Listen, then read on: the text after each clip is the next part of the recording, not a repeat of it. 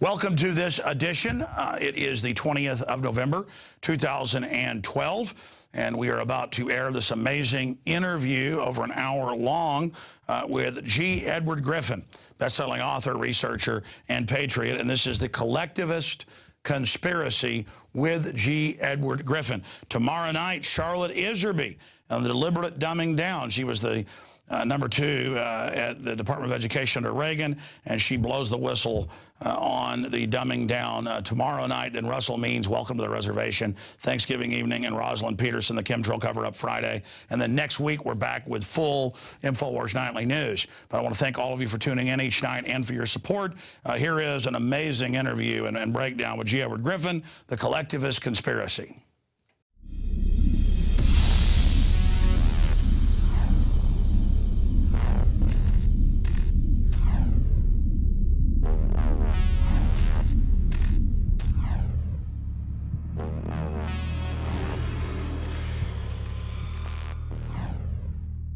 I'm Ed Griffin. I'm a writer.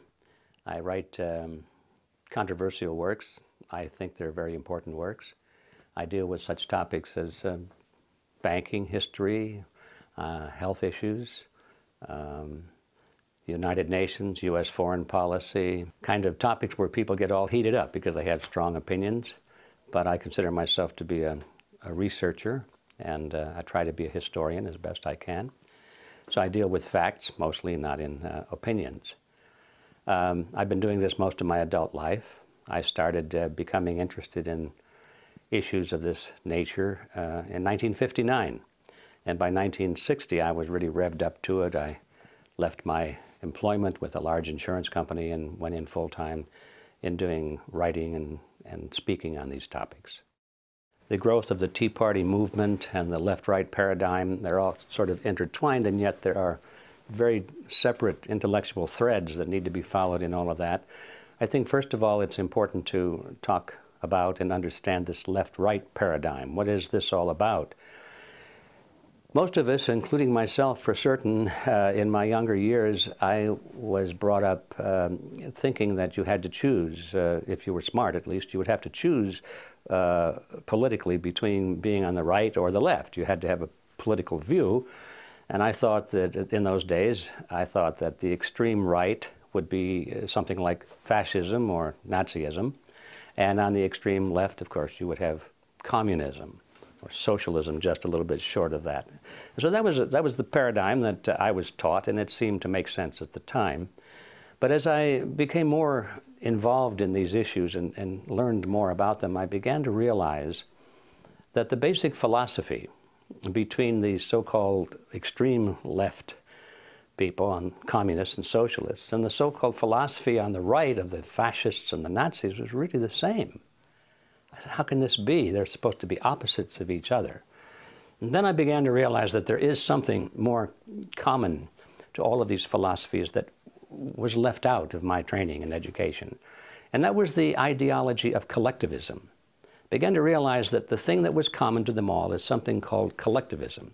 Now that's a word that is not very well used. It's not very entrenched in the vocabulary of most people today. But I found out that it was a very commonly used word about a century ago.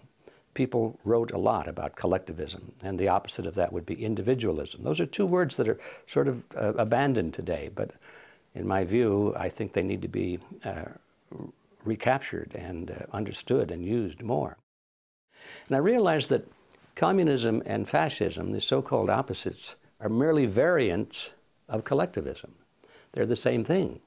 And they believe that the group is more important than the individual, for example, and the individual must be sacrificed, if necessary, for the greater good of the greater number. They believe that the state should be all powerful and that the people should obey the state for the greater good of the greater number and all of that sort of thing. They believe that rights are granted by the state. They're not part of the human being. They're not God-given. They're not entrenched in his body and soul. They have to be granted by the state. All of these things, and you look at them one by one, communists and fascists and Nazis and socialists, they all believe that. So wherein lies the conflict, you see? And I began to question that. And I realized that it's partly a trick. In fact, I think it's a huge trick. It's a great scam because people even today are thinking that they have to choose between the right or the left, not realizing that no matter which way they go, they've accepted basically the same ideology underneath. Now, it's true that the leaders of these groups, like the Stalins of the world and the Adolf Hitlers of the world and the Mao Zedongs of the world and so forth, the leaders of these groups on left and right will fight each other. And they will go to war with each other. And there will be tremendous battles, as we saw in World War II, for example. But what are they fighting over? Ideology? Not at all, because they agree on ideology. What they're fighting over is dominance. Who is going to rule? That's all they're fighting over. And once you get that picture historically, it's not too difficult to see that that's the same thing going on even today, as certainly going on in American politics. We have the left versus the right, sort of embodied today in the Republican Party supposedly on the right and the Democrat Party supposedly on the left. Now, here's a choice, isn't there? Well, why is it, if this is such a choice, and we go from Republicans to Democrats, and then 4 years or 8 years later we go back to Republicans again, and we keep doing this? We've been doing this since World War I. How come the country keeps moving in the same direction all the time, deeper and deeper and deeper into collectivism, regardless of which party is in favor? Because they both believe in collectivism. They both believe in big government. But their slogans are different, their leaders are different, but the poor voter out there trying to make sense of all this is, he's tricked, he's stuck, he's trapped. And so this is the important thing to, I think, understand, that this left-right paradigm is it's a political ploy. It works very well for those who know what they're doing. We find that the Republican Party and the Democrat Party both are pretty much in the hands of a relatively small group of people with a membership of about 4,000. It's called the Council on Foreign Relations. These are the people that are really pulling the strings in both the Republican and the Democrat Party. And they've even written about it.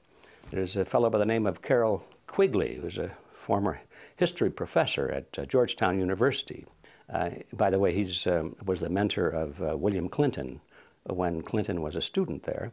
And he wrote several books about this group of people and their origins and their roots coming from Europe and England in particular.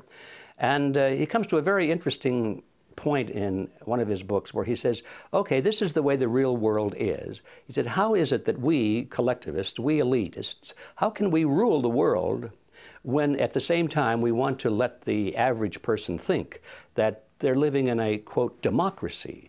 They're living in a system where their vote counts. They're living in this world in which they feel that they must participate in their own political destiny.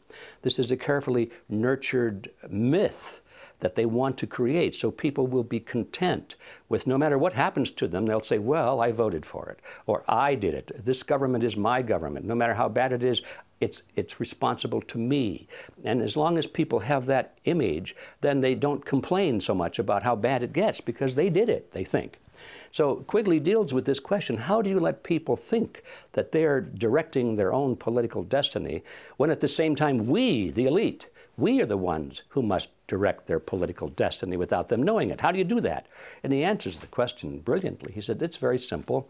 You've got to have two major political parties, and they'll both have the same major goals, the same basic fundamental principles, and they'll argue with each other on the surface with slogans and leadership and style and all of that sort of thing. He said, but we will control them both. There's the strategy. There's the whole scam behind this left-right paradigm.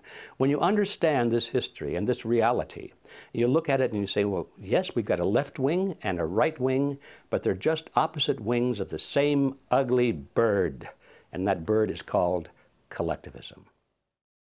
So how does that apply to the Tea Party movement that we see today. There it is. I mean, that's the blueprint. The Tea Party movement seems to have been a very genuine, spontaneous movement arising from people who were unhappy with both the Bush administration and the candidacy of Obama. They didn't like either one of them. They were people who understood, more or less, maybe not intellectually and historically, that there was collectivism in both parties, but they understood that something wasn't right, and they didn't want more of the same. And so the Tea Party movement, you know, just think about it. What does that mean? It goes back to the historical episode where the colonists in Boston dumped the Tea Party into the Boston Bay because it was a protest against the taxes and the restriction of liberties and the Stamp Act and so forth on the part of Great Britain against the colonies. And so the Tea Party movement really was a rebellion against big government, no matter what camp it came from, whether it came from the Republicans or the Democrats. Well, it didn't take long, especially when the Tea Party movement began to gain momentum. And I was privileged to see that because I was invited to participate in some of these early events. And I remember the first event I went to, maybe they had a couple of hundred people, but they were all, you know, dedicated to the principles that made this country great. It had nothing to do with Republicans or Democrats. It had to do with political philosophy, the concept of limited government and the people being in charge, not the government in charge. So I saw it start in a small fashion like that.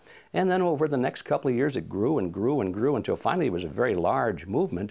And at this point, the political parties, the leadership of the political parties began to take very careful note of it. And they said, wait a minute, this is something we should be doing, because they're experts at orchestrating movements and letting the people think that it's their movement, you see. This was a genuine grassroots spontaneous movement. Had nothing to do in the beginning with political parties. Well, the leadership of the parties couldn't let that be, so they both looked at it very carefully, and the Democrats decided that because of the nature and the slogans and so forth, it didn't fit well. So they began to attack it. They began to try and make it look like it was a bunch of idiots and wackos and tin hat people and all this sort of thing. And the Republicans thought, this is something we can use. And so they started to go into it as best they could and take it over. That was their goal, to copt it for their program. And well, so here we are today looking at this process underway. They're still trying very hard to convert the Tea Party movement into a Republican front. And I'm sorry to say that they have achieved some success in that direction, primarily because of some very well-known people who are closely aligned with the Republican Party.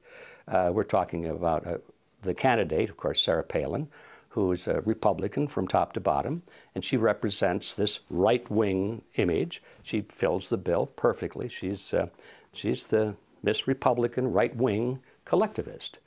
And she can speak with great fervor and great emotion and great meaning against the extremes of the Democrats, those bad left-wingers. And she does a good job of it, and everything she says is true.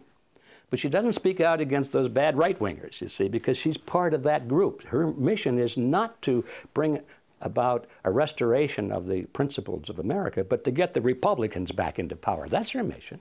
And of course, we have people like Glenn Beck, who have the power of the Fox broadcasting system behind him. That's tremendous power. And he's always speaking against those bad left-wing Democrats, and with great conviction and great fervor and great truth. Nothing wrong with what he says. What's wrong is what he doesn't say. He'll never attack somebody from the Republican Party. We've got people like Rush Limbaugh, plays the same role.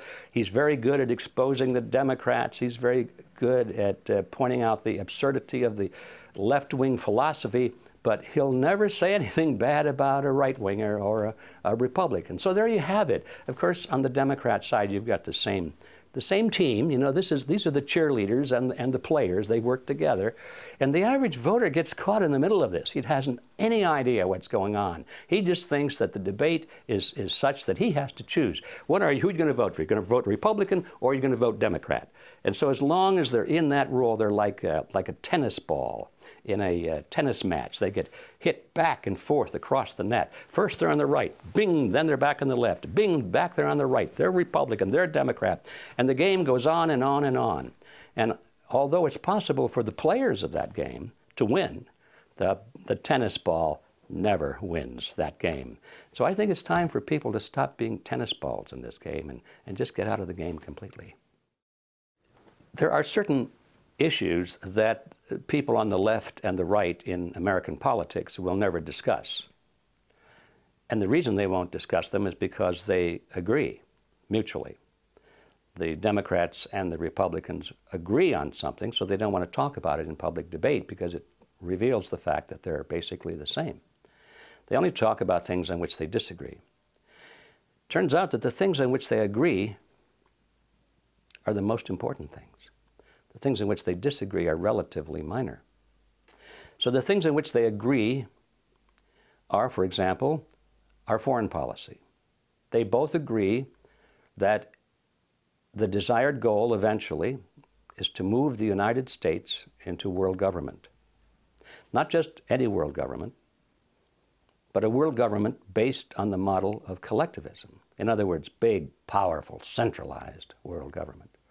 If it were a world government based on the principles of freedom and freedom of choice, freedom of culture, low intervention, if no intervention in the lives of normal human beings, it might be a wonderful thing, but that's not the kind of world government the left and the right have in mind. They're talking about total world government with all major decisions being made at the top and people at the bottom being essentially living in a feudalist society, just serfs and peasants basically in a high-tech feudalism. And the left and the right both agree with that goal, and so they never discuss it in public debate.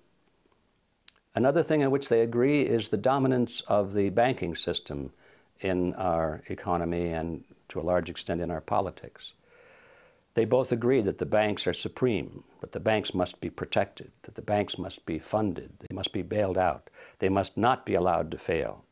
When the banks make bad loans to third world countries, or if they make bad loans to large corporations, both the Republicans and the Democrats agree that we must come in with taxpayers' money, either tax money or inflation money, and we must bail out the banks. And we do that, they both agree, by giving the money to these corporations and giving the money to the third world countries so that they can continue to make interest payments to the banks. So those are two major issues, I would say perhaps the largest issues we could possibly face. And so we find that Republicans and Democrats are in agreement on that. You might add another third topic if you wish, and that is our role in the Middle East. Both parties talk alternately about, oh, we've got to end this war in the Middle East, pull our troops home, you know, and all that sort of thing. But that's just rhetoric. You notice we go from one party to the other. The war continues, the war grows, the funding continues. So there we have three major issues, perhaps the three largest issues of all. And there's no debate between Republicans and Democrats as to what to do. Though there may be some debate in rhetoric, they may give speeches, but when it's time to vote in Congress, there is no division between them at all. And this itself should be the biggest giveaway as to what the reality of politics is today. If anybody that's got their eyes open, they ought to be able to see it just by examining those three issues. I do believe that when Ron Paul ran for president and, to everyone's amazement, achieved such great support in spite of the roadblocks that were put in front of him, and in spite of the total disinterest on the part of the major media, so that he was practically unknown to large segments of the people. Parenthetically, I would say that if the media had given Ron Paul anywhere near the same exposure they gave to the Republican and Democrat, I mean the old-style Republican and Democrat Party candidates, I think he probably would have been elected. But anyway, that was sort of a phenomenal event, that somebody who did not have the endorsement of the establishment and who spoke so clearly on issues, the very issues that we were talking about, the issues of the war, the issues of the economy and bailing out the banks and the Federal Reserve System, and the issue of national sovereignty. These are issues that mainstream Republicans and Democrats don't want to touch because they agree on that. Ron Paul disagreed with what the Republican and Democrat Party were doing on that, and so he spoke about it. And the fact that in spite of the fact that he was the only one talking about these issues, he got so much support. Tells me that there is a latent power, there's a latent awareness on the part of the American people just waiting to be tapped. I think those who are controlling the two-party system are very much afraid of that. They don't want that to be tapped. And that's why they are working so hard now to put controls on the internet, because the message that Ron Paul was delivering was primarily delivered over the internet, not through the major channels of communication. So now we see almost daily efforts on the part of the mainstream political figures to concoct different ways and different reasons and different excuses for putting controls on the internet. They're going to license people so that you can't even have a blog, they say, unless you have a license from the government. They want to put filters on the search engines so that you can't even look up certain words and things like that. Actually, I think what they're trying to do here in this country is pretty much imitate what they're already doing in China, for example. They really admire that system in China. Our own figures here in this country, although they may speak with scorn about a closed society in China, they're doing everything they can to imitate it. So that's one of the realities we have to look at. So what does this mean for the future? I think that as long as the internet can be kept open and free, it bodes very well for us, because I think we do have at last a chance to get around the mainstream media. But I think that if the governments of the world, and particularly in our own government, if they're successful in putting legal restrictions on and clamping down on the internet, I'm afraid that the chances of a maverick moving against the establishment become very, very small indeed. I believe that getting a man in the White House is not as important as it would seem at first. In fact, I think it's almost counterproductive, because as long as we focus on getting a man in the White House, there's the underlying assumption that that's all we need to do. Americans are of that nature. They want quick, simple solutions to problems. They want to know who you're going to vote for. That's it. Because they think that they can discharge their responsibility of citizenship by going to the polls every 2 years and maybe spending 20 minutes and putting a little mark on a piece of paper and walk on and say, okay, I've done my job. I've defended my country. Doesn't work that way. Because by the time you go to the polls and you put your pencil mark on the paper or punch the lever, whatever you do, the decisions are already made. The candidates have already been selected. And the work goes on there, is who selects the candidates that the people vote for? Who frames the issues that the people vote for? Voting is nothing. It's all done before that stage. So as long as people think in terms of who we're going to vote for, what man are we going to get into the White House, they're looking in the wrong direction. They don't realize the scope of the problem. So I'm not saying we shouldn't have the right man in the White House. That could be very important. What I am saying is that the task is much bigger than that. People need to become active in politics. They need to become active in their communities, in disseminating information and helping to create public opinion and awareness on the issues so that it would be possible for the right man to be elected. Right now, Ron Paul probably would have more support if people understood more about the Federal Reserve System.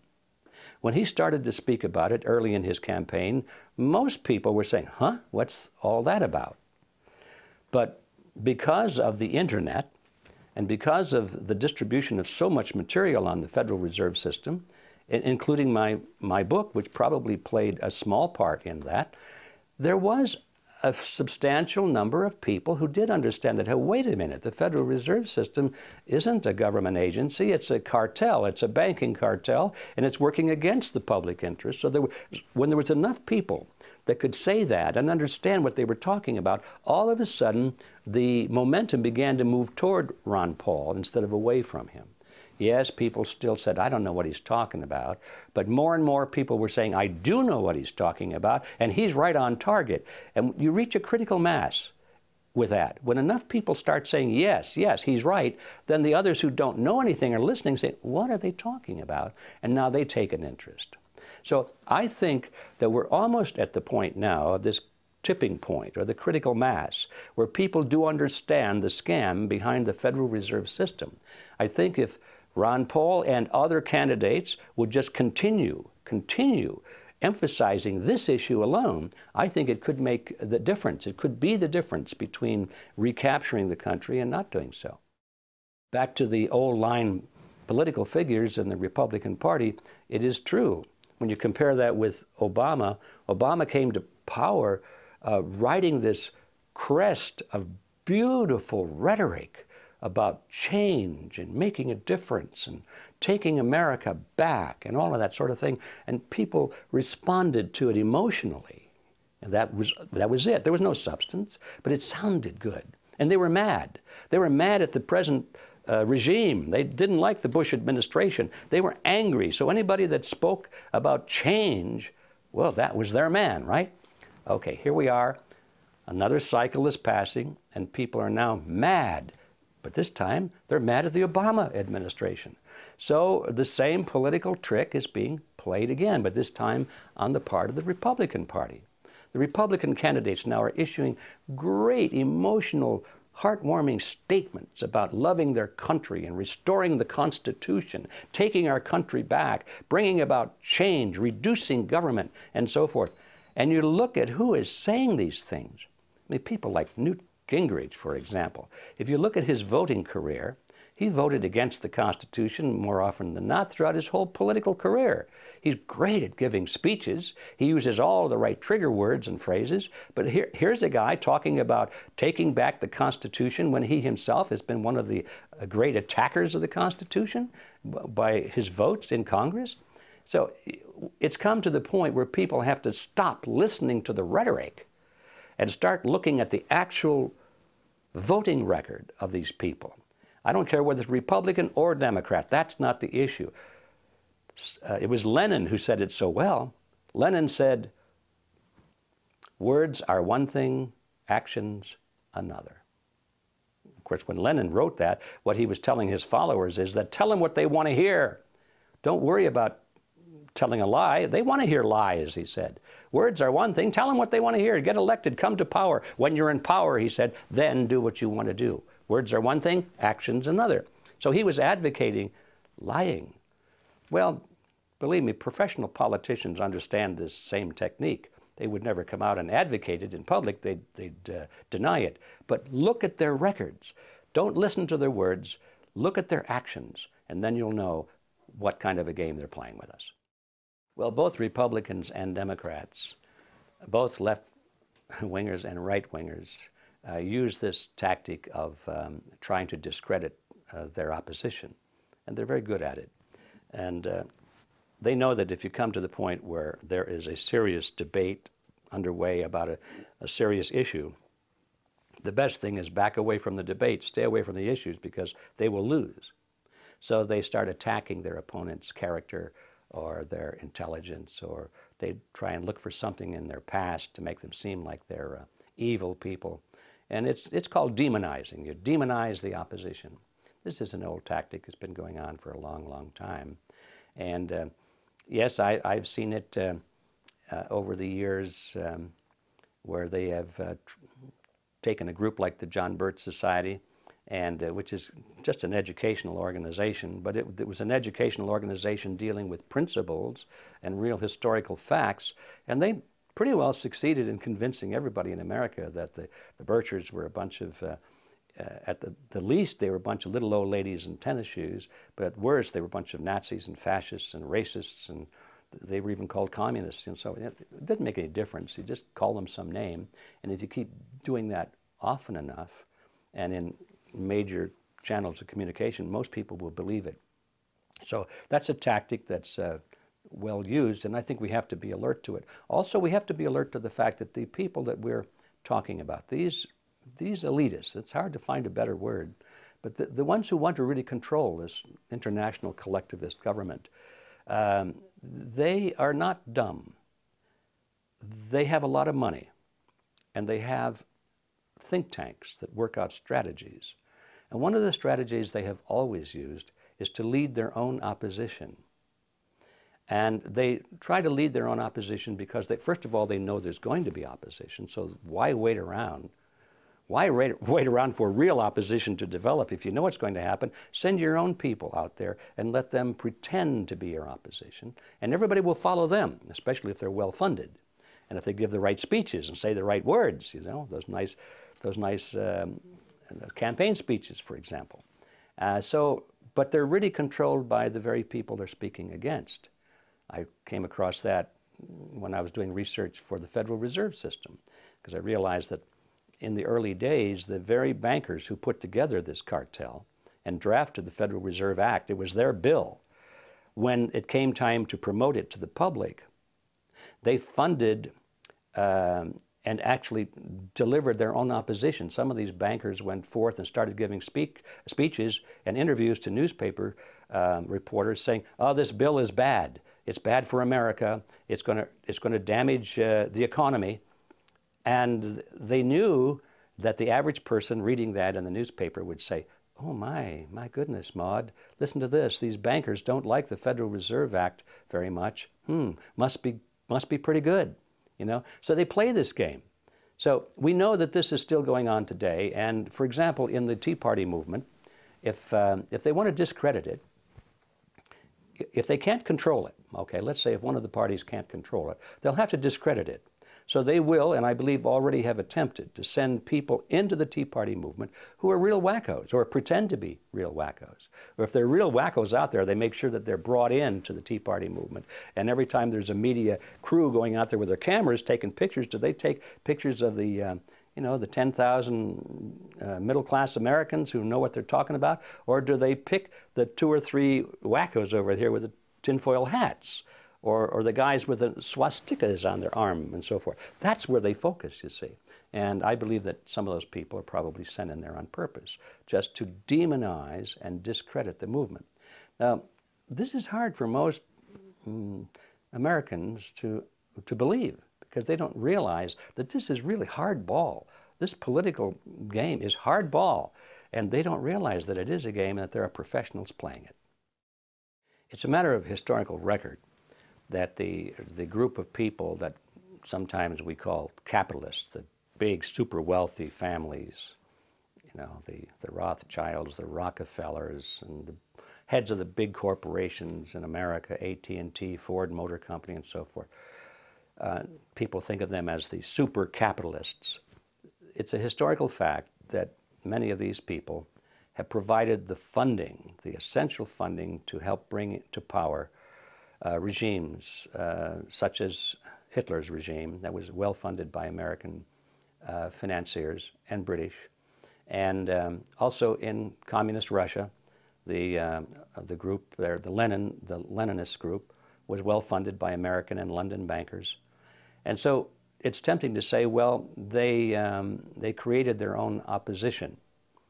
And I think that's partially true, but I wouldn't go that far. I think what these people do is they look around and they see what kind of native opposition is out there, or what kind of native groups are growing, movements are growing, that they really want to control. Maybe they don't necessarily create them, but they see which ones are coming to the front, and those are the ones they move into. And if you have enough money, you know, millions and millions of dollars, it's not too difficult to gain influence over almost any new group that's struggling against its opposition and looking for money. So they've played this game. They played it in both the Soviet Union and in Nazi Germany. I think they're doing the same thing in America. I think that's one of the things going on now with the Tea Party movement.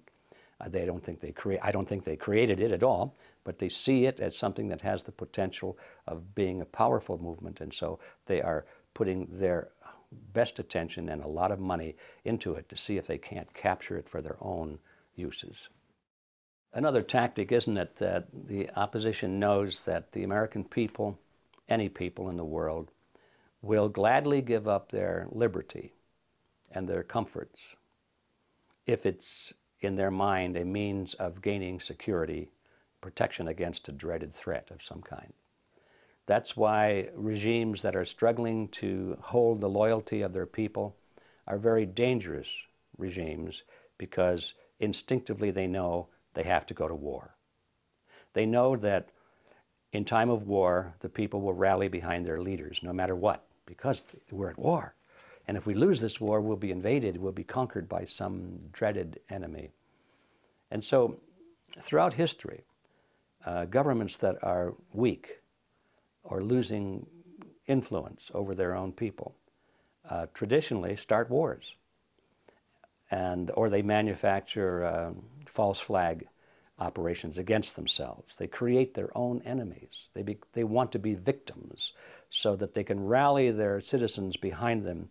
And anybody who wants to continue criticizing these leaders is then branded as being unpatriotic or possibly even branded as a traitor. So it's an old ploy. It's been done throughout history. Machiavelli wrote about it. It's everywhere you look in history, you see this ploy being used. And is it being used today in America? Absolutely it is, I'm sorry to say. It's interesting to me how organizations as innocuous sounding as a tax-exempt foundation can have such tremendous clout in determining the nation's politics and its foreign policy and its economic policy. It turns out that organizations, these big ones like the Rockefeller Funds and the Ford Foundation and these big tax-exempt megaliths, the general impression of them is that they do good works. I mean, they're supposedly doing charity of some kind or educational projects. But boy, what a difference there is between that image and the reality when you look at some of them.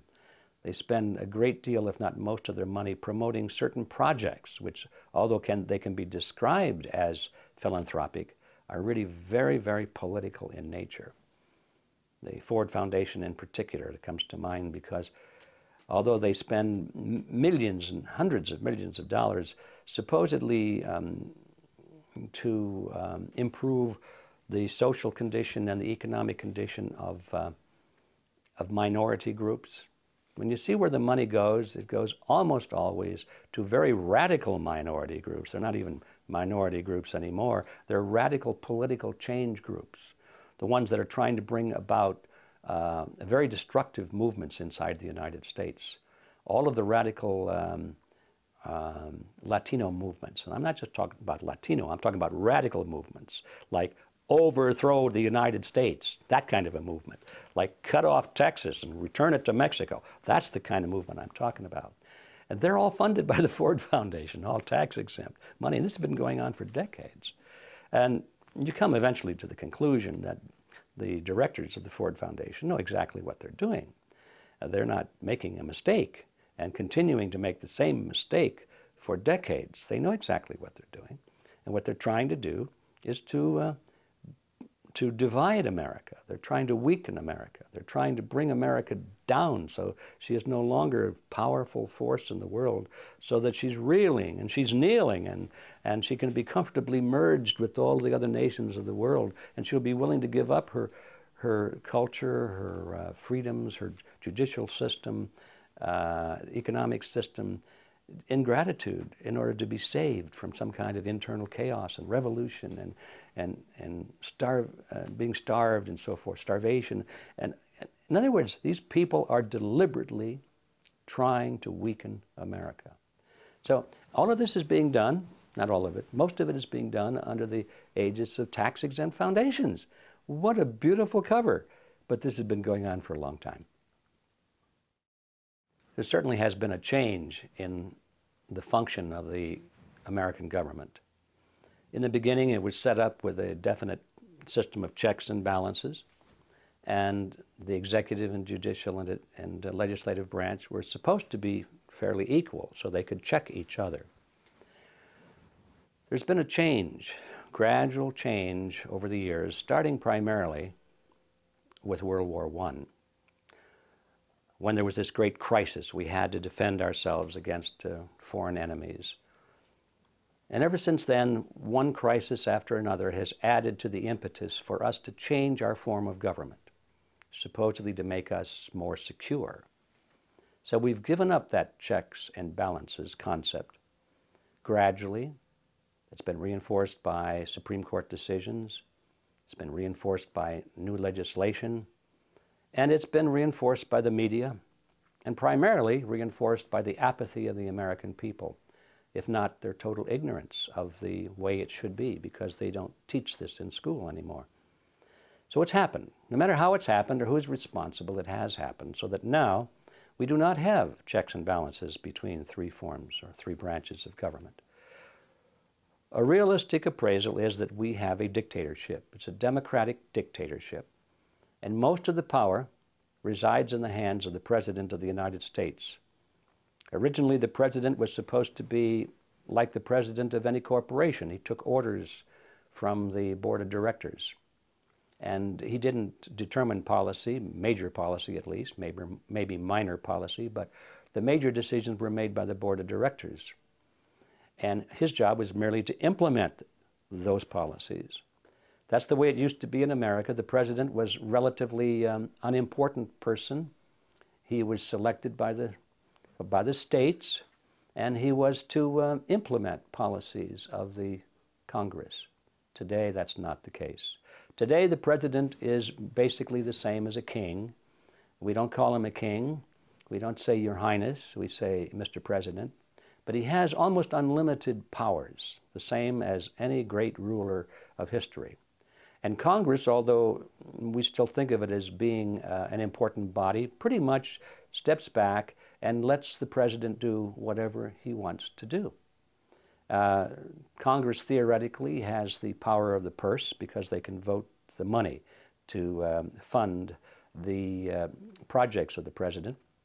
But even that has been circumvented because now the president has worked, and not just the current president, but this whole process has worked out ways and means by which, in partnership with the Federal Reserve System, they can create funding without Congress. So now the president has special funds for this and special funds for that and secret funds for this. The president can, with a stroke of a pen, just create all kinds of money without Congress even having any say-so in it at all. So we come to the sad conclusion that the United States is no longer the country it was. And the question is, what are we going to do about it? The old methods of writing a letter to your congressman don't work anymore. It's time for fundamental change. And that's not going to happen, though, until more and more Americans, first of all, wake up to the reality of their present plight. That we're still living in a dream world, still reading in our history books, looking at pictures of George Washington and his white socks and so forth, and the signing of the Declaration, and we think it's still that way. It's not that way, folks. And so people live in this dream world. The first step is to realize what we're really living under, what kind of a system we're really living under, and then to go back and figure out what kind of a system do we want to restore. And I think restoring the concepts in our original Constitution is a great step forward, not backward, but forward. We've been going backwards toward monarchy ever since World War I. We have to go forward now to the past, if I can coin that phrase. But that's not going to happen until a large number of Americans understand that it has to happen. So that's, what is that, an optimistic or a pessimistic view? I think it's an optimistic view in the long run. It's a pessimistic view in the short run because nothing like that is going to happen by November. It's not going to happen in the next election. Americans are always focused on, well, how can we make this happen quickly so I can go back to my golf game? I don't want to spend a lot of time on this. If I'll become active maybe for a few months and I'll vote for a candidate or something, but don't drag this thing out, please, because I'm too busy. They want to know how we can turn this all around by the next election. Can't be done by the next election, but it can be done. That's the optimistic part. I think if we have a realistic view of the political process, and we know that it takes sometimes a generation or two for really important changes to happen. And if we understand that and accept it, and accept our role in being responsible for making it happen, then you can go to sleep at night and say, by golly, I'm really doing something about this, and I am making a difference, and it will happen. I don't know when the administrative branches of government became totally dominant. All I know is that it was a little bit at a time, and it sort of like a jerky motion.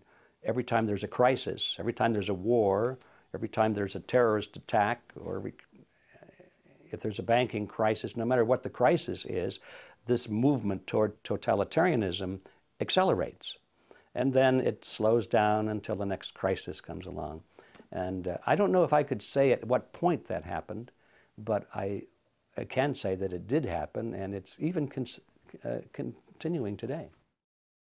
Yes, I did see the clip in which Hillary Clinton says that, I think she was saying it was nice to be so close to the headquarters of the Council on Foreign Relations because she didn't have to go very far to find out what to think and how to act on certain issues, or something to that effect. And I'm sure she's been embarrassed by that statement and probably has issued some kind of a qualifying statement that, well, she didn't mean it quite that way. But the fact of the matter is, I think she did mean it. Most people know in politics, they know that the Council on Foreign Relations is the center of all of this, that's where the power is. And you just don't get the green light to move up in politics unless the switch is thrown in the building there at the Council on Foreign Relations office. That's why all of the major candidates for office appear at the CFR conferences, and you can see video clips of them on the internet now and then. They're giving speeches, sometimes before large audiences and sometimes before small groups. But it's clear to me that they're brought in and they're treated very nicely, and then they're asked some questions to see how they think and how they would act under certain circumstances, and what is their view on this policy and that policy. And if their answers are acceptable, they get the green light. Council says, okay, this is a man that we can trust, that we can support.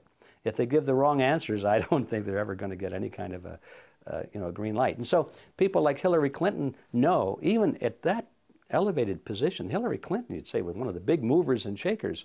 Compared to the Council on Foreign Relations, she's not. She's a small fish. And she knows that she's got to get the approval of the CFR. I think that the people who are monitoring this they have to be concerned over the growing awareness on the part of the American people. The question, though, is, are they worried about it? I don't think they are, because we know that they've thought about it long before it ever happened. These people are not stupid. They knew that there would be opposition to their plans as they reached the end of the game. They know that as people begin to lose their economic freedom, and they know that as one crisis after another descends upon them, there's going to be opposition. And so they planned on this a long time ago. And I think what we're really looking at is, I think Alex Jones called it the end game. We're approaching the end game, and they have a plan for that. And that is to institute martial law. Because as people become upset, they go into the streets, they demonstrate, and eventually they become unruly, eventually they become violent, and eventually they start breaking windows, eventually somebody gets hurt, eventually somebody gets killed, eventually there's martial law, and that really is what they really want, because they want an excuse for martial law. All collectivist systems eventually deteriorate into a police state, because it's the only way you can hold it together. So are they worried about people becoming aware? I think they are not, because they've been planning on it. Let's say it this way. They're certainly not surprised by it. The movement toward world collectivist government has been going on for quite a while. It's impossible to establish its absolute origin, but it certainly was part of the literature at the turn of the last century. And there were groups and organizations forming in various parts of the world at that time that had that as its goal. One of the most interesting groups was one put together by Cecil Rhodes. It was formed by his will. When he passed away, his vast fortune went to the creation of a secret society, and actually what it was. He said, we've got to keep this a secret society. And all of the Rhodes money went in that direction. It was from that the Council on Foreign Relations sprang in this country. There were similar organizations in other British dependencies. And they all had as their goal the creation of a unified world government based on the model of collectivism. So there was this milieu of political and intellectual movement starting over 100 years ago. But it certainly has gained momentum through World War I, really got up to speed, and then finally in World War II, all of the major players on the world scene were talking about world government. They tried to do the League of Nations, that failed. Finally, they created the United Nations, that stuck. And so now they're just trying to pump up the United Nations into the framework of the global government that they have always envisioned. And this has been a thing that goes beyond one generation. It's transgenerational. In other words, it's not just one person's vision. The people that started it are long gone, but those who inherited it continue this dream. To them, I'm sure they look at it as a wonderful thing. They see it as an end of nationhood, as it has been historically defined. They see that as advantageous, they say, because it'll put an end to war and so forth.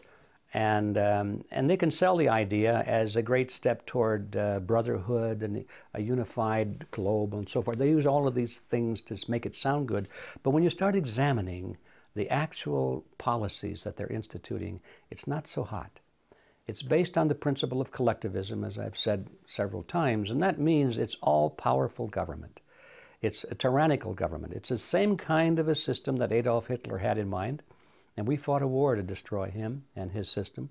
The same kind of a system that Joseph Stalin had in mind, and we fought a Cold War and did a lot of other things to make sure that that didn't happen.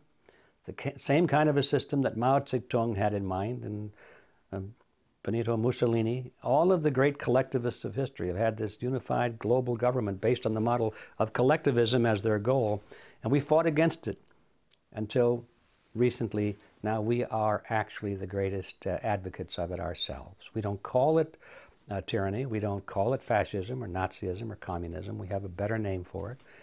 The name they have chosen is the New World Order. That's their favorite phrase for it. But when you examine its nature and its essence, it is a collectivist system, powerful government, little people at the bottom taking orders. So this is the concept. It's been under evolution for over 100 years. It looks like it's coming within sight now. We've seen the nations of Europe amalgamate into the European Union. The sovereignty of all of the European nations has been pretty well lost now to the European Union, and they've always said that was a stepping stone toward the creation of a true world government, is to unite the smaller governments of the world first into regional groupings, such as the European Union. They have one in mind for Asia and Africa, and now they're talking about doing the same on the North American continent, called the North American Union, and it'll be a merger of the United States, Mexico, and Canada. A process that they deny that is underway, but it is definitely underway, and it's been underway for over a decade. And if you examine some of the laws and administrative rulings that are coming out of the federal government at all levels, they often use the word harmonization, meaning they're going to harmonize or attempting to harmonizing our laws with the laws of Canada and Mexico. So this process is well underway. We have seen the euro, a replacement of national currencies in Europe, a single regional currency. Now they're talking about the same thing here in the United States. To get rid of the US dollar, get rid of the Mexican peso and the Canadian dollar, and create a new currency for the three. They'll probably call it the Amero. That's the name they seem to be favoring at the moment. Step by step, this structure of world government based on the model of collectivism is being erected. Every day you can look in your newspaper and see evidence of another brick that's been put in place, another timber has been put in place. That's going on and on. So is this a good process or a bad process? Is it an inevitable process?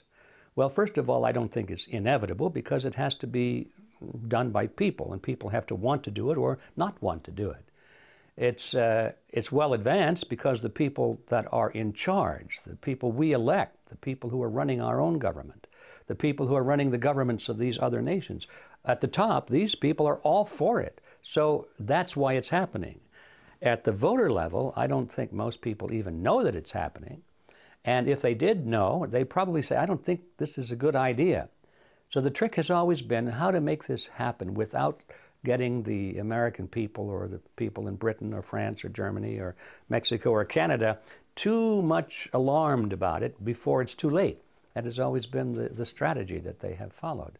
So that means they have to deny that it's happening. It means they have to do it behind closed doors. That means they don't bring it up for a vote in Congress. They do it administratively rather than legislatively.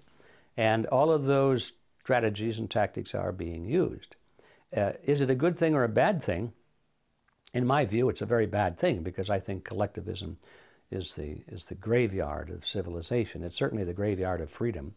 If you just think about it, no collectivist system in the world has ever been the kind of a place where freedom was prosperous. People always wound up in the gulag or some kind of a concentration camp if they disagreed with their leaders. All of these factors, I think, need to be understood in order for us to come up with an intelligent plan of what to do about it. Because all of this is, academic unless we come up with a plan of what to do about it. And the first step in knowing what to do about it is knowing what not to do about it. And by that I mean what not to do about it is to fall for this left-right paradigm where both the right wing and the left wing are both pursuing this objective but fighting each other.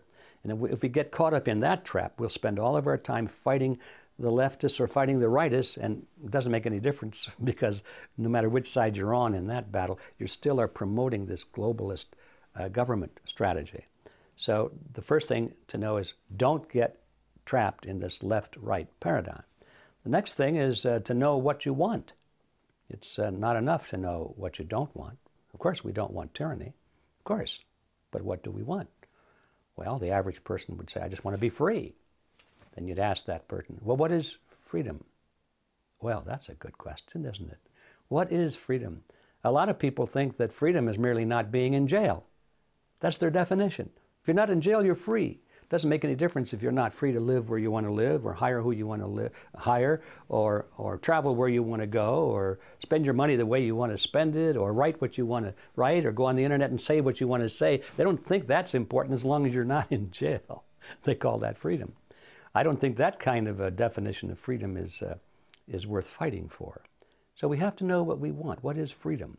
That's the reason that we created Freedom Force International, because our movement there is attempting to define that. We have defined it. We have the Creed of Freedom, which is, in our view, a very positive statement of what freedom is.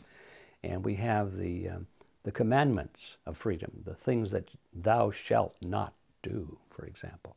Very simple things, but all of the great movements of history have always started with simple concepts.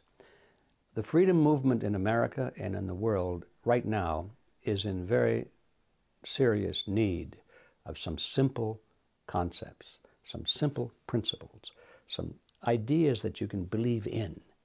You know, the old saying is, if you don't believe in something, you will fall for anything. It's very true.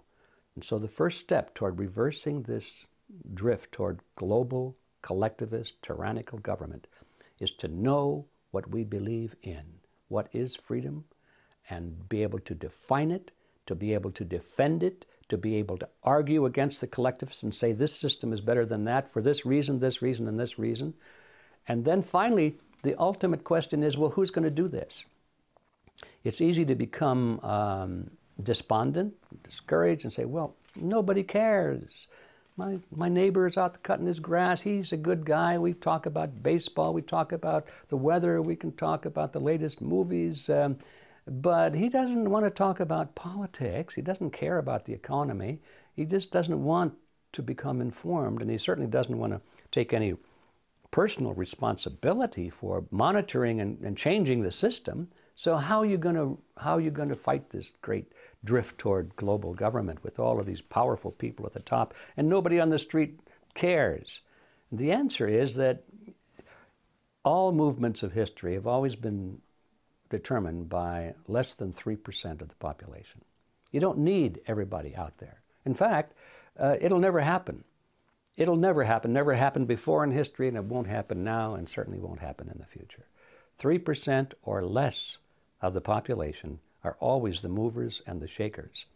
If you can reach 3% of the people who really care and who really have the mindset and who are willing to make the sacrifices and the dedication to this task, it can be done. And the guy next door will continue to push his lawnmower, and he'll go whichever way the system goes. It's always been that way.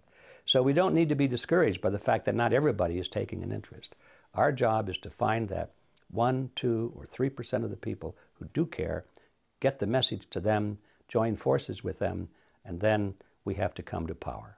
Coming to power means we have to get into politics, we have to get back into the media centers, we have to communicate this information to everybody we can, we have to let our voices be heard in the great power centers of society, the political parties, the labor unions, the church organizations, the media centers, and so forth. This is where we, the 3% or less, must go to work. This is where we're going to find the battle. This is where we're going to engage the enemy, and this is where we're going to recapture all the respective countries of the world. There is this false competition between the left and the right perspective. We've got the masked raider with the black mask there in the wrestling ring, and then the guy comes in with the blue cape, and they go into this great phony wrestling match, and it's a great show.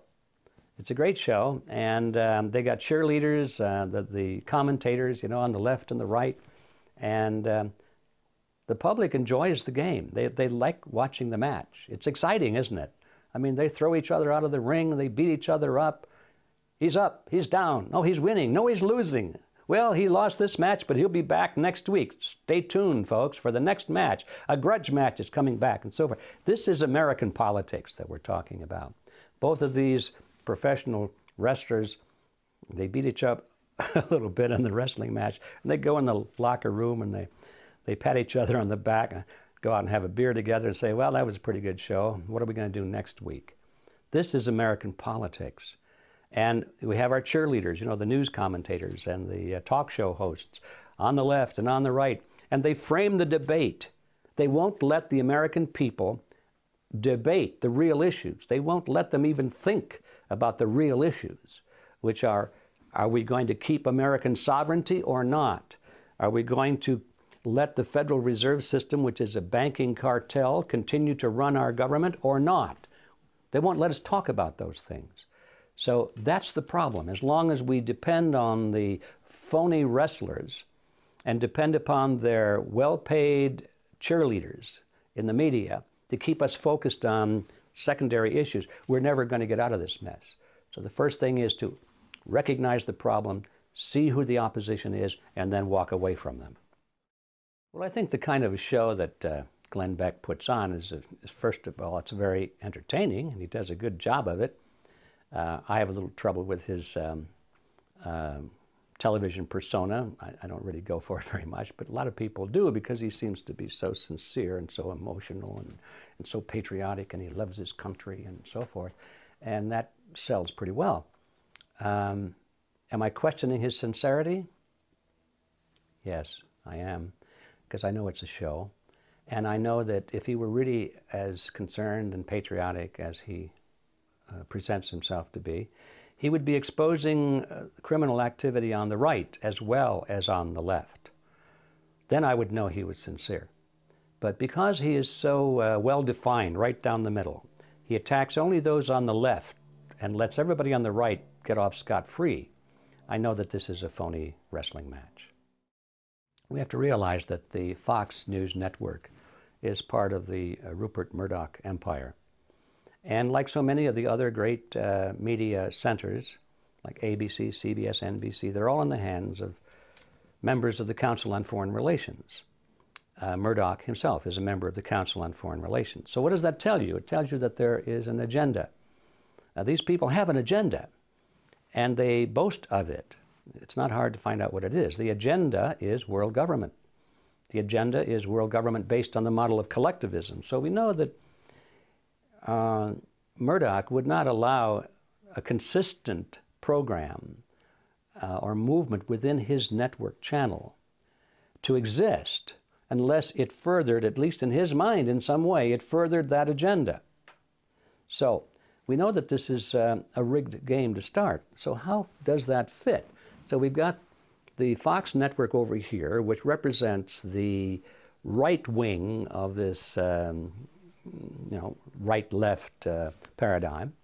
And we've got other groups over on the other side, which I won't mention them because there's so many of them, but they represent the left wing of this paradigm. It depends on who you're listening to and which channel you're looking at. You get this cheerleader effect. These are the good guys on the right, and everybody on the left is bad, or the other way around, everybody on the left is good, and everybody on the right is bad.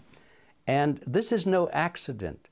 The Fox network fits the role of being the cheerleader for anything on the right, which means, currently at least, the Republican Party. And they do a great job of that. And when Glenn Beck draws the chart showing the lineage and the connection to the Communist Party and all of that, I have no doubt that that's true. But why doesn't he do the same thing for the Bush family, for example, showing its connection to the Nazis in Germany and the banking connection where they funded the rise of Adolf Hitler? Why doesn't he do that? He'll never do that. And he would ridicule anybody who would bring it up. He would call them a conspiracy theorist or something like that. That's the role he plays, and he plays it very well. So in order to drive this ping pong ball or this tennis ball back and forth over the net, going from Republicans to Democrats, Democrats to Republicans, you've got to have people who are expert at criticizing the other side. I mean, that's part of the game. You can't have an open and objective analysis on the news. Otherwise, people would say, I guess both parties are lousy. You can't have that because that's not how the game is played. So you've got to have people assigned to expose and oppose the left, and other people over on the left that oppose and expose people on the right. And so it's necessary always to have people who can voice serious opposition and criticism of the other side. And it depends on who's in office. I mean, because they're all bad. It's always easy to find something to criticize. They all lie. They all make promises they don't intend to keep and in fact do not keep.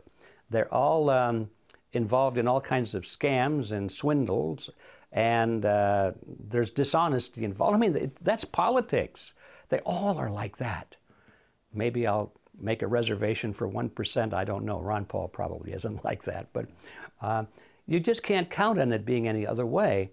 And so it's easy when one party is in power, they give them a little honeymoon time to let it be known that, no, they're not going to change anything. And then the other side ramps up and says, oh, look what they did, how bad they are. And so the voters are thinking, oh, yeah, we got to get rid of him.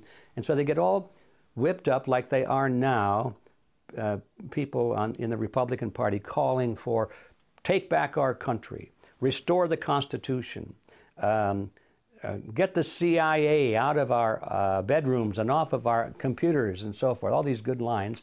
They don't mean a word of it, or they're just playing to the sentiments of the voters. And so all they want to do is bring now the next Republican candidate forward, and people won't even look too closely at the Republican candidate because they'll be so filled with contempt and hatred for the Democrat, I mean for Mr. Obama. They'll say, I don't care who we put in, anybody would be better than that. Of course, that's how Obama got in. They said, well, I don't care about Obama. I don't care what you say. Anybody would be better than Bush. And this goes back and forth. And Bush got in, well, anybody would be better than Clinton. American politics is the politics of hatred. It's not who you love or who you like, it's who you hate. That's what it's all about today. And it's a strategy that seems to be working pretty well. It always comes as a shock when people realize that some of the greatest mass murderers of history and greatest tyrants of history were actually supported and funded by very wealthy financiers and forces in the United States and in Great Britain. They sometimes go very closely hand in hand. Everybody knows about the rise of Hitler, but they don't realize that the Nazi Party was funded by many of the banking dynasties that still exist in the United States. They funded him, the large corporations. They went into partnership with some of the German corporations. They called it IG Farben. It was a cartel. And they put up tremendous amounts of money as investment into the Nazi war machine. They put money behind Adolf Hitler's political party, the Nazi Party. They even sent one of their public relations experts, I believe his name was Ivy Lee, over to Germany to interview Hitler and analyze him and to groom him and to make suggestions of how to improve his public image. They were intensely interested in promoting the Nazi regime. That's a matter of record. It's not a question of opinion. You can like it or dislike it. It's a matter of record. But this always happens. When Mao Zedong came to power, he couldn't have come to power had it not been for very powerful forces inside the United States. At the end of World War II, the Japanese had been driven out, but there was a large division in China. The nationalist Chinese under Chiang Kai-shek held a large portion of the country, and another section was in the hands of the communist forces, Chinese forces, under the leadership of Mao Zedong. And the nationalist forces and the communist forces were bitter enemies, even though they had fought more or less together against the Japanese. They both knew that when the war was over, only one or the other would be able to survive. And so they were preparing to fight each other. That was not in the best interests of the people in Washington, D.C. They didn't want that to happen, and they put pressure on the nationalist Chinese, Chiang Kai-shek's government, to accept the communists into their own government in key positions, what they call a coalition government. And they wanted them to go into very key positions. In other words, in control of the military in particular. Well, that's the end of the game, you know. The nationalists didn't want any part of that. So General George Catlett Marshall, who was in charge of all of the military operations in the Asia theater at that time, simply cut off the flow of ammunition and arms to the nationalist Chinese and made sure that all of the military equipment that was left behind by the Japanese was delivered to the communist Chinese. And with those two acts, there was no question that Mao Zedong's forces, which was now by this time much better equipped than the nationalist forces, that they would be victorious, and that is how it came to be. And George Marshall even boasted afterwards. He said, "With the stroke of my pen, I now disarm 30 divisions of Chiang Kai-shek's army." So that all came out of the United States. That was the decision of the so-called capitalist forces in America that the Chinese communists would now take over China. So all of these things are contrary to the conventional knowledge of what happened in history, but as I said before, none of it is really difficult to find. It's a matter of recordable, it has been recorded history, and it's not even a question of opinion anymore.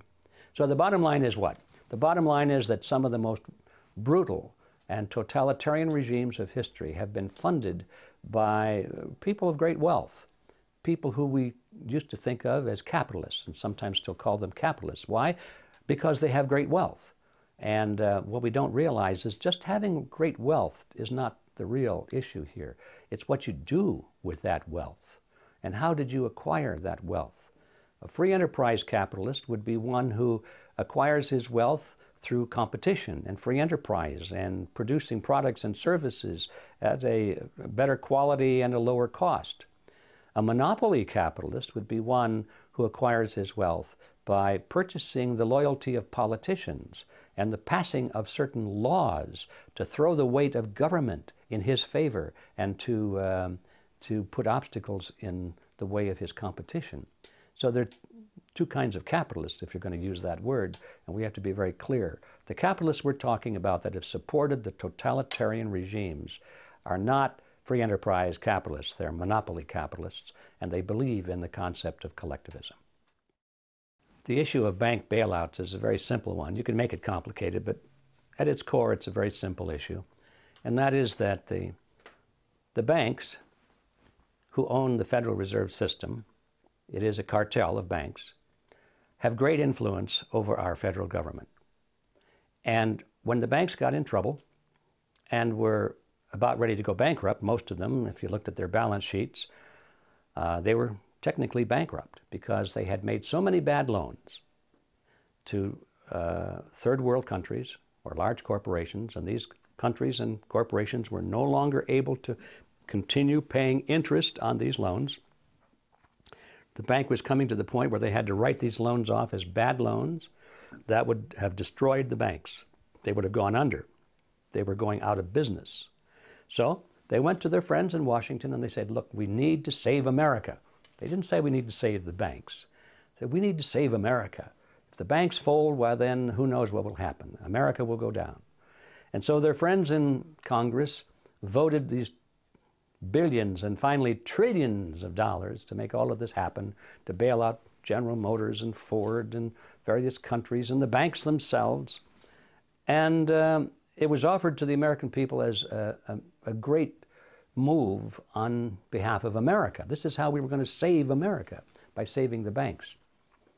It almost worked, except for the fact that by this time, enough people were aware of the game.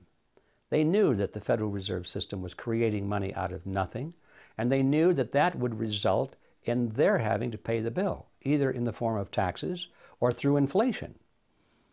Ultimately in the form of inflation, because the politicians are not willing to increase taxes as much as they should in order to pay for these expenditures, so they always keep the taxes as low as possible. But they collect it through inflation, because by pumping this new money into the economy, it waters down the purchasing power of all the money that's there. So when the voters realized that they were going to pay these bills, it wasn't the government paying these bills or bailing out the banks, it was the citizens, the consumers that were bailing out the banks. When they realized that, they got angry. And there was a great movement against it, a lot of anger, and especially when they found out that some of these executives were, getting million-dollar bonuses for bankrupting their banks and so forth. There was a lot of heat. And by the way, I think that the whole issue of bonuses, as important as it is, was a side issue. I think that that was one of those tricks that the media uses to distract the public attention from the real issue. The real issue was the fact that the Federal Reserve and Congress was creating all of this money out of nothing to bail out the banks. That was the real issue. It was going to bankrupt America. It was going to drive people out of work, out of their homes. It was going to destroy America. But did they talk about that? No. They talked about how bad it was that the president of some bank got $1 million bonus. And that's where all the attention went for quite a while. So that was a side issue, at least in my view. So there we have it. What can you say? Even though the people are upset about it, it didn't make any difference, because the people do not control their government.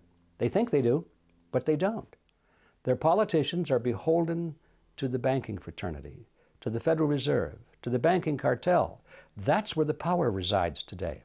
And if you need to have any proof of that, all you have to do is just take a look at the recent history of the bailout of the banks against the will of the majority of the American people, against the anger of the majority of the American people. And nevertheless, Congress went right ahead and did it. The President of the United States endorsed it. Everybody was for it at the top, but at the bottom, the people did not want it. So how is that possible? If the people control their own government, could that happen? No.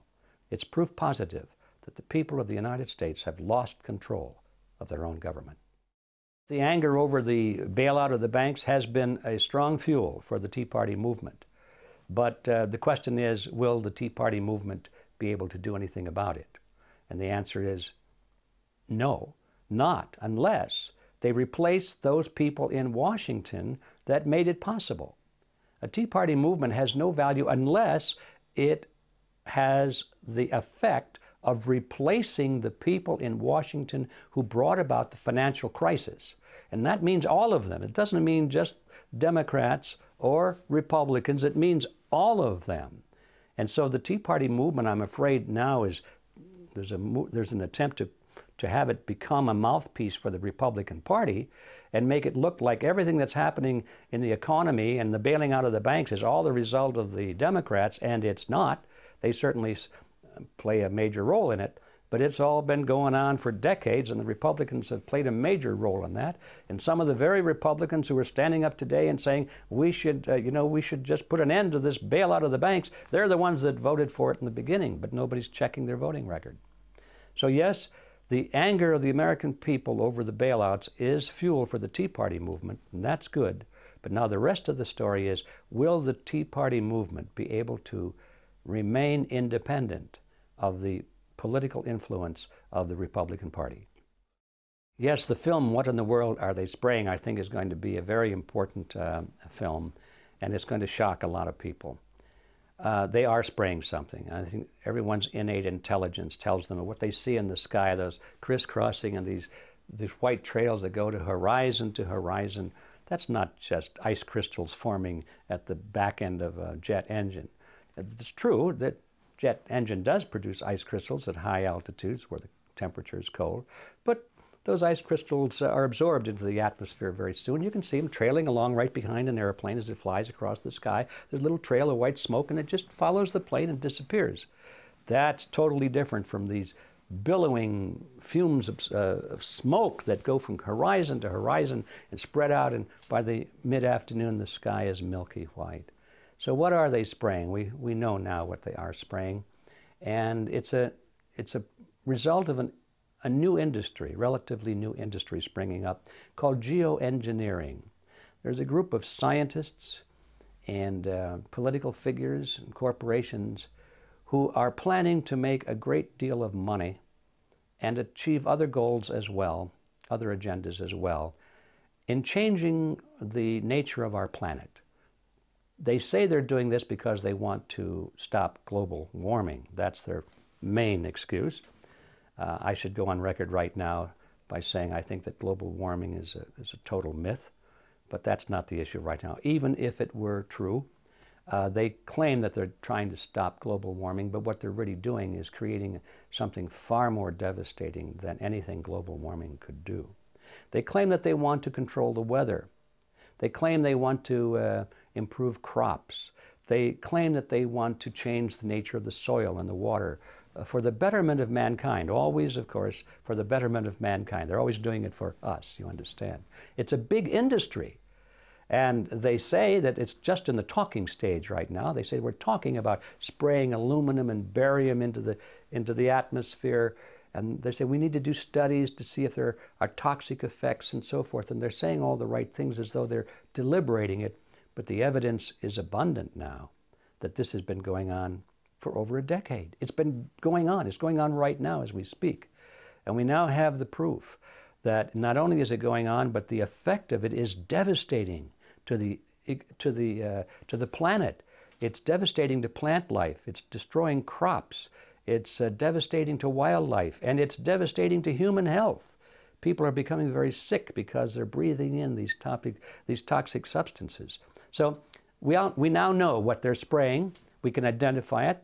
There have been many laboratory tests taken of not only the soil and the water, but from the rainwater and from the snow. Now this comes from the sky. You can't say it came up out of the ground. And these tests have been taken from atmosphere and rainwater and snow in areas that are hundreds of miles away from industrial centers. So you can't say it's being blown there from a smokestack or something like that. And what they're finding is an alarming high level of toxic substances, aluminum and barium in particular, the very chemicals that the scientists are saying, I wonder what would happen if we were to spray aluminum and barium into the sky. I wonder. That's what they're finding coming out of the sky right now in huge quantities. On Mount Shasta, for example, you should find no aluminum whatsoever in snow up there because it came from the sky. There's no aluminum in the sky in an area like Mount Shasta, pristine Northern California wilderness. There's a requirement by government that if aluminum levels reach, I think it's 1,000 parts per billion, that requires direct intervention on the part of the EPA because it's considered to be extremely dangerous and toxic. 1,000 parts per billion. Now, there should be no parts per billion in that snow, but when they tested, they found 60,000 parts per billion. 60,000 parts per million. So in other words, it's 60 times higher than the highest allowable on the snow on Mount Shasta. Extremely toxic. Hikers are drinking that stuff. They're going to kill themselves or they lose their minds or something like that. And we find this all over, not just in Mount Shasta. We found high levels in the beautiful islands of Hawaii where they've been spraying a lot. And you take the samples out of the rainwater. This stuff is coming from the sky. And it's exactly the same stuff that scientists are talking about. What would happen if we put it into the sky? The evidence is abundant that this process is going on right now. And to make matters worse, they're spraying us with toxic stuff, but to make matters even worse, they're lying to us about it. And that's the message in our film, What in the World Are They Spraying?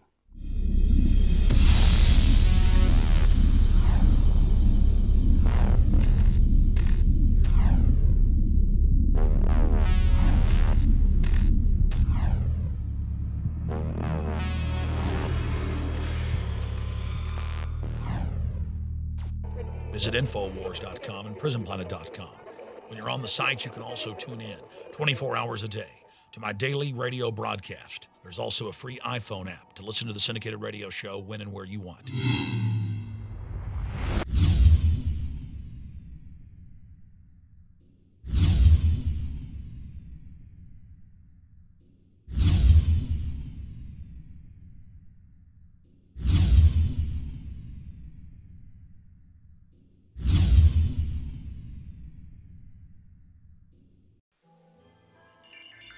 Alex Jones here with a message that could revolutionize health in this country. Going back about a year and a half ago, I began to learn about the incredible health effects of longevity products. Aaron Dykes lost 92 pounds. We're going to show you some before and afters. Aaron, break down what happened, your story. I've worked really hard with diet and exercise to try to lose weight, but I just didn't get the results. It just didn't happen. Then I saw what you were doing with InfoWarsTeam.com. I wasn't even trying to lose weight, but I got it because I wanted to feel better energy. I wanted that nutrition. Didn't even understand how that could kickstart my own weight loss goals, but the products did that for me. I found myself suddenly losing weight, more energetic, wanting to exercise, wanting to eat the right foods. And they don't even advertise it as weight loss. I want to challenge our radio listeners to go to InfoWarsTeam.com, sign up as a distributor, and get wholesale pricing discounts at InfoWarsTeam.com.